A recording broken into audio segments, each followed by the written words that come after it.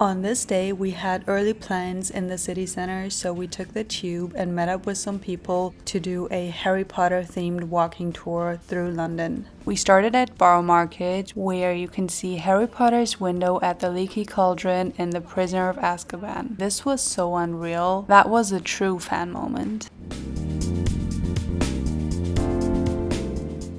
Afterwards, we looked at the beautiful Christmas decoration at Fortnum and Mason's before we walked through Green Park and past Buckingham Palace on our way to a really special coffee shop that I was really excited about.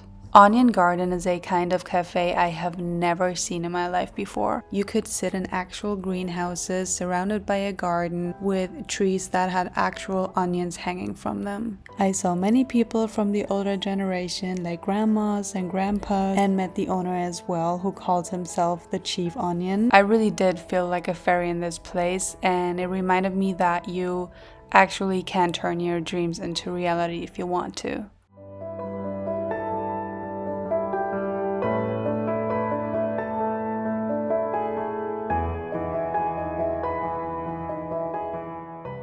Our next spot was Little Venice, where they filmed part of Paddington, if you watched that movie. The beautiful kennel in Paddington. Well, not Paddington. The beautiful kennel in Little Venice. Can you see the smoke? Before we headed to the most beautiful and stunning pub, which was not the traditional pub as you can see, but I got to order something that I have been looking forward to for so long, a traditional Sunday roast. This honestly made me wish that I lived in the UK.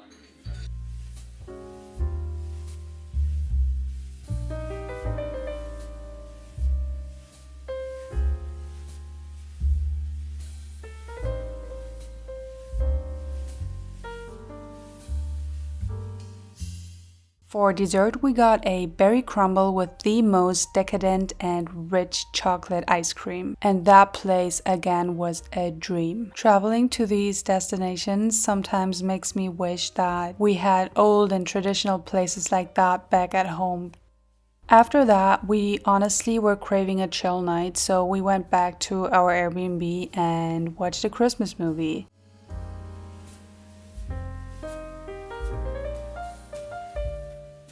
In the morning of day 4, we took the double-decker bus to a really nice sourdough bakery. I saw this man sitting on a swing, just enjoying the moment, and for some reason, it was the sweetest thing. Almost like a little reminder to slow down and find joy in the little things. We got I think it was called apple and bacon cheese twist, and their famous passion fruit croissant bowl, which was a 15 out of 10.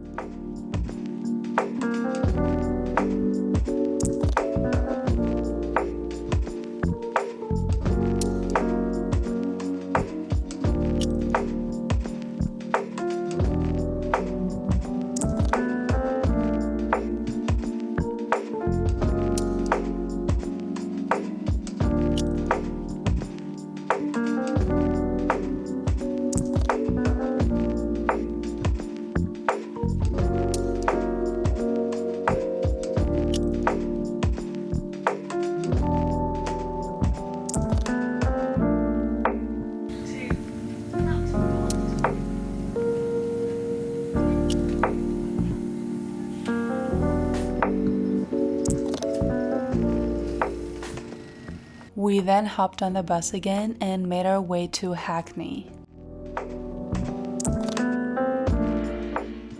This time, we really wanted to explore the not so popular and city center parts of London, which was the best decision ever. Hackney, for example, was this really easygoing, student-friendly part of the city with many unique and trendy boutiques and stores and cafes.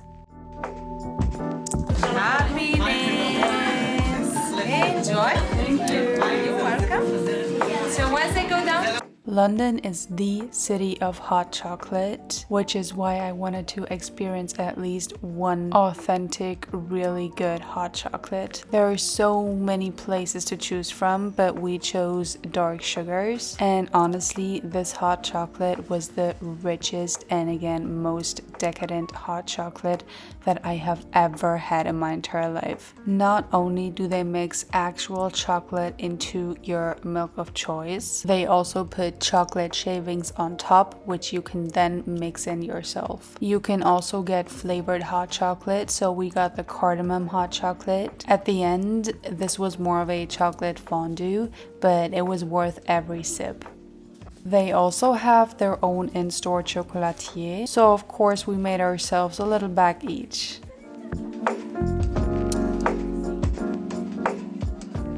Another part of the city that we really wanted to explore was Hampstead. This is one of London's most charming neighborhoods, just a short ride from the city center, which feels like a little village tucked away from the hustle. It is lined with beautiful old houses and hidden corners that feel straight out of a storybook. Cute cafes, independent bookshops, and little boutiques. We didn't have much time left, but it started raining, so we went into another cute little coffee shop and got a little pick-me-up, and then headed to one of the biggest highlights of the whole trip. We arrived at this charming little hotel, and I have to say it's the perfect spot for a peaceful afternoon. We were offered a selection of tea, and there was soft music playing in the background. The waiter set our table with all kinds of delicious food. The étagère was brought over, stacked with all sorts of delicious treats, like warm and buttery scones with clotted cream and jam. They even brought us matcha scones. They served us lemon curd, all kinds of sweet treats, and of course, traditional finger sandwiches filled with cucumber, smoked salmon,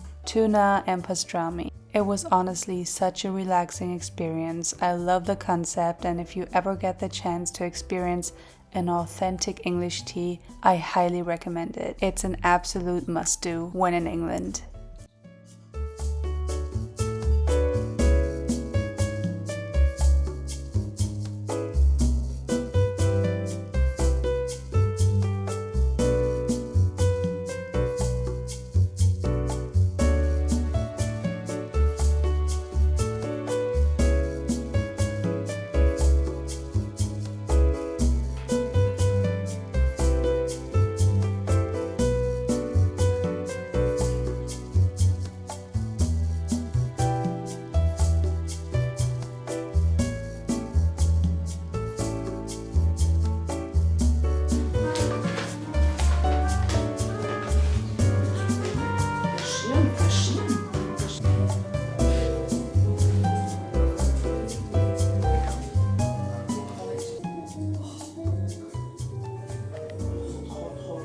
By the time we headed out, it was dark already, which is not really hard around that time of the year, but we explored the streets of London that we haven't seen yet and enjoyed some more Christmas spirit.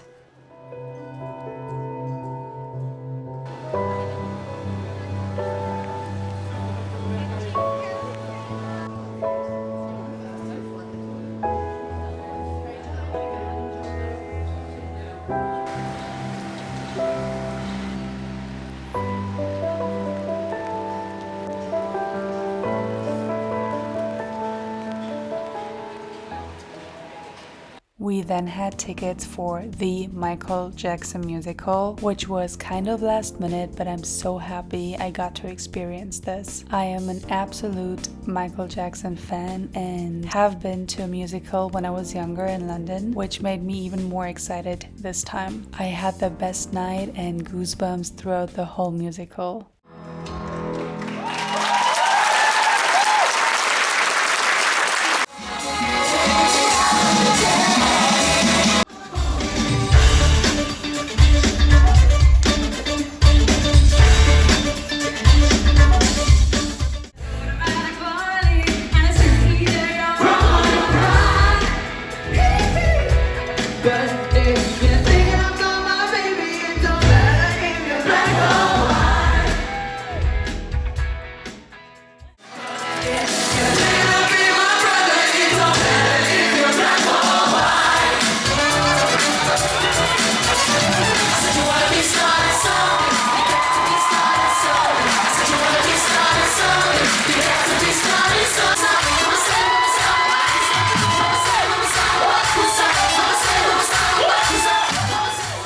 This was centered right in the middle of Chinatown, so of course we needed to end our night with the last open Chinese all-you-can-eat buffet. Thanks for joining me on this trip through London. Every like and follow means a lot to me, and comment below which part of the trip you would love to experience or liked the most. See you in the next video!